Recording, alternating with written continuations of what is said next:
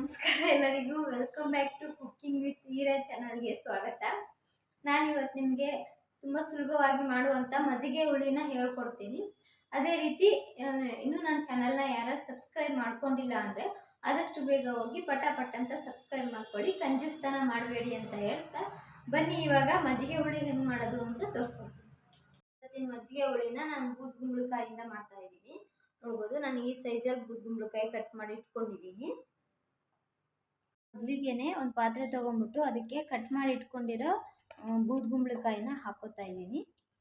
ಹಾಕ್ಕೊಂಡು ಇದನ್ನು ಒಂದು 50% ಬೇಯಿಸ್ಕೊಳ್ಳೋಣ. ಒಂದು ಸ್ವಲ್ಪ ಇದು ಕಾಯಿ ಮುಳುಗೋವರೆಗೂ ನೀರು ಹಾಕೋತಾ ಇದ್ದೀನಿ. ಸ್ವಲ್ಪನೇ ಹಾಕೋತಾ ಇದ್ದೀನಿ. ಒಂದು 50% ಬೇಯಿಸ್ಕೊತೀನಿ ನಾನು. ಅದು ಬೇಯಿಸೋಕೆ ಇಟ್ಟಿದ್ದೀನಿ ನಾನು ಬೂದ್ಗುಂಬಳಕಾಯಿ. ಅಷ್ಟರಲ್ಲಿ ನಾವು ಒಂದು ಮಸಾಲೆನೇ ರೆಡಿ ಮಾಡ್ಕೊಂಬಿಡೋಣ. ಮೊದಲಿಗೆ ನಾನು ಒಂದು ಟೀ ಸ್ಪೂನ್ ಆಗೋಷ್ಟು ಕೊತ್ತಂಬರಿ ಬೀಜನ ತೊಗೊಂಡಿದ್ದೀನಿ. ಅದೇ ರೀತಿ ಒಂದು ಸ್ವಲ್ಪ ಜೀರಿಗೆನ ತೊಗೊಂಡಿದ್ದೀನಿ.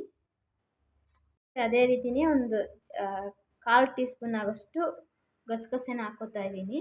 ಸ್ವಲ್ಪ ಸಾಸಿವೆನೂ ಹಾಕ್ಕೊಳ್ಳಿ. ನೆಕ್ಸ್ಟ್ ಒಂದು ಸಣ್ಣ ತುಂಡು ಚಕ್ಕೆ ಹಾಕೋತಾ ಇದ್ದೀನಿ. ಒಂದು 3 ಲವಂಗನ ಹಾಕೋತಾ ಇದ್ದೀನಿ ಮಸಾಲೆಗೆ. ಸ್ವಲ್ಪ ಒಂದು 5-6 ಆಗೋಷ್ಟು ಮೆಣಸು ಹಾಕೋತಾ ಇದ್ದೀನಿ. ನಾನು ಕಡಿಮೆ ಕ್ವಾಂಟಿಟಿ ಮಾಡ್ತಾ ಇದ್ದೀನಿ, ಹಂಗಾಗಿ ಸ್ವಲ್ಪನೇ ಮಸಾಲೆ ಹಾಕೋತಾ ಇದ್ದೀನಿ. ಅದೇ ರೀತಿ 2 ಏಲಕ್ಕಿನ ಹಾಕೋತಾ ಇದ್ದೀನಿ. ಒಂದು 8 ಮೆಣಸಿನ್ಕಾಯಿನ ಹಾಕೋತಾ ಇದ್ದೀನಿ, ಒಣಮೆಣಸಿನ್ಕಾಯಿ. ರೀತಿ ಒಂದು ಸ್ವಲ್ಪ ಒಣಕಾಯಿ ತುರಿ ಹಾಕೋತಾ ಇದ್ದೀನಿ. ಅದೇ ರೀತಿ ಒಂದು ಸ್ವಲ್ಪ ಕಡಲೆಬೇಳೆ ಮತ್ತು ಒಂದು ಸ್ವಲ್ಪ ಅರ್ಧ ಟೀ ಸ್ಪೂನ್ ಆಗೋಷ್ಟು ಅಕ್ಕಿ. ಯಾವ ಅಕ್ಕಿ ಹಾಕಿದ್ರೂ ನಡೆಯುತ್ತೆ. ಅಕ್ಕಿನ ನೆನೆಸಿಟ್ಕೊಂಡಿದ್ದೆ ಒಂದು ಸ್ವಲ್ಪ ಹೊತ್ತು ರುಬ್ಬೋಕ್ಕೆ. ಇದು ಯಾವುದು ಉರಿಯೋ ಅವಶ್ಯಕತೆ ಇಲ್ಲ, ಹಂಗೆ ರಾ ಮಸಾಲ. ಹೋಗಿ ರುಬ್ಕೊಂಬರೋಣ ಒಂಚೂರು ನೀರು ಹಾಕ್ಕೊಂಡು. ನೋಡ್ಬೋದು, ಎಲ್ಲನೂ ಸ್ವಲ್ಪ ನೀರು ಹಾಕಿ ಅಡ್ಜಸ್ಟ್ ಮಾಡಿಕೊಂಡು ನೈಸಾಗಿ ಮಸಾಲಾನ ರುಬ್ಕೊಂಬಂದಿದ್ದೀನಿ. ಕಡೆಯೂ ಇದೂ ಚೆನ್ನಾಗಿ ಬೇಯ್ತಾ ಇದೆ. ಒಂದು 50% ಬೆಂದಿದೆ. ಇದನ್ನು ಸ್ಟವ್ ಆಫ್ ಮಾಡಿಕೊಂಡು ಇವಾಗ ಒಗ್ಗರಣೆ ಹಾಕೋಣ. ನಾನೊಂದು 2-3 ಟೀ ಸ್ಪೂನ್ ಆಗೋಷ್ಟು ಎಣ್ಣೆನ ಹಾಕೋತಾ ಇದ್ದೀನಿ. ನಾನು ಒಂದು ಸ್ವಲ್ಪ ಸಾಸಿವೆನ ಹಾಕೋತಾ ಇದ್ದೀನಿ, ಒಂದು 1/4 ಟೀ ಸ್ಪೂನ್ ಅಷ್ಟು. ಅದೇ ರೀತಿ ಸ್ವಲ್ಪ ಜೀರಿಗೆನ ಹಾಕೋತಾ ಇದ್ದೀನಿ, ಕರಿಬೇವು. ನಾನು ಅದೇ ರೀತಿ ಒಂದು ಸಣ್ಣ ಈರುಳ್ಳಿ ಕಟ್ ಮಾಡಿ ಇಟ್ಕೊಂಡಿದ್ದೆ, ಅದು ಹಾಕೋತಾ ಇದ್ದೀನಿ. ಚೆನ್ನಾಗಿ ಮಿಕ್ಸ್ ಮಾಡ್ಕೊಳ್ಳೋಣ. ಈರುಳ್ಳಿ ಒಂದು ಸ್ವಲ್ಪ ಕಲರ್ ಚೇಂಜ್ ಆಗೋವರೆಗೂ ಫ್ರೈ ಮಾಡ್ಕೊಳ್ಳೋಣ. ಇವಾಗ ನಾನೇನು ಮಸಾಲ ರುಬ್ಬಿಟ್ಕೊಂಡಿದ್ನಲ್ಲ ಅದು ಹಾಕೋತೀನಿ. ಎಲ್ಲ ಮಸಾಲನೂ ನೀಟಾಗಿ ಹಾಕ್ಕೊಂಡು ಚೆನ್ನಾಗಿ ಫ್ರೈ ಮಾಡ್ಕೊಳ್ಳೋಣ. ಚೆನ್ನಾಗಿ ಎಲ್ಲನೂ ನೀಟಾಗಿ ಆ ಎಣ್ಣೆಗೆ ಹೊಂದ್ಕೊಳ್ಳೋ ಥರ, ಒಗ್ಗರಣೆಗೆ ಹೊಂದ್ಕೊಳ್ಳೋ ಥರ ಎಲ್ಲ ಚೆನ್ನಾಗಿ ಕಲಿಸ್ಬಿಟ್ಟು ಬೂದ್ಗುಂಬಳಕಾಯಿ ಬೇಯಿಸೋಕ್ಕೆ ನೀರು ಹಾಕಿದ್ನಲ್ಲ ಕಾಯಿ ಮುಳುಗುವಷ್ಟು, ಆ ನೀರು ಫುಲ್ಲು ಹಾಗೆ ಹಾಕೋತೀನಿ.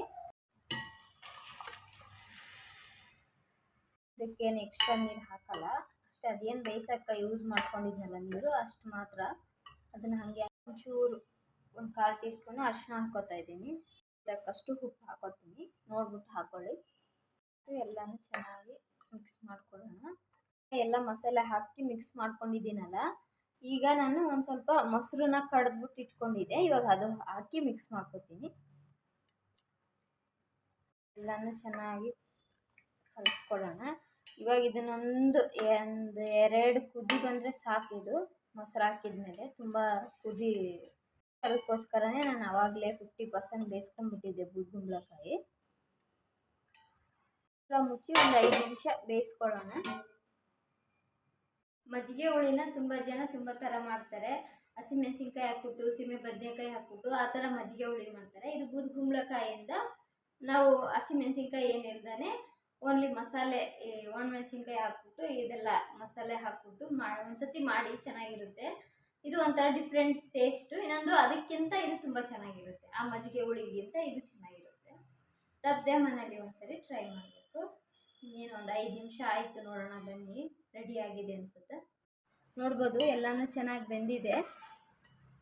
ಆವಾಗಲೇ ನಾನು ಹಸಿದು ರುಬ್ಬಾಕಿದ್ನಲ್ಲ ಮಸಾಲೆ ವಾಸನೆ ಬರ್ತಿತ್ತು, ಇವಾಗ ಬರ್ತಾಯಿಲ್ಲ. ಎಲ್ಲನೂ ಚೆನ್ನಾಗಿ ಕುದ್ದುಬಿಟ್ಟು ಮಸಾಲೆ ವಾಸನೆ ಎಲ್ಲ ಹೋಗಿ ನೀಟಾಗಿ ಅದ್ರ ಜೊತೆ ಅಡ್ಜಸ್ಟ್ ಆಗಿದೆ.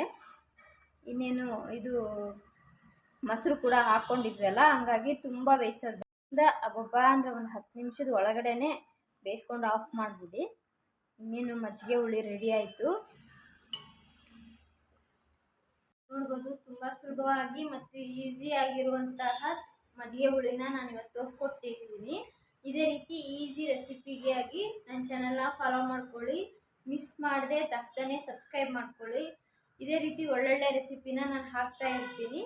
ಮುಂದಿನ ವಿಡಿಯೋದಲ್ಲಿ ಸಿಗೋಣ ಅಂತ ಹೇಳ್ತಾ thank you so much watching my video. ಏನಾದರೂ ನಿಮ್ಗೆ ಡೌಟ್ಸ್ ಇದ್ದರೆ ಕಮೆಂಟ್ ಬಾಕ್ಸಲ್ಲಿ ಕಮೆಂಟ್ ಮಾಡಿ, ನಾನು ರಿಪ್ಲೈ ಕೊಡ್ತೀನಿ.